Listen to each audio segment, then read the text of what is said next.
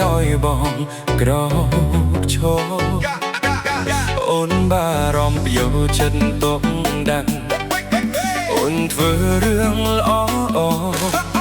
បងត្រេកអរមានមនុស្សស្មោះសរនៅក្បែរ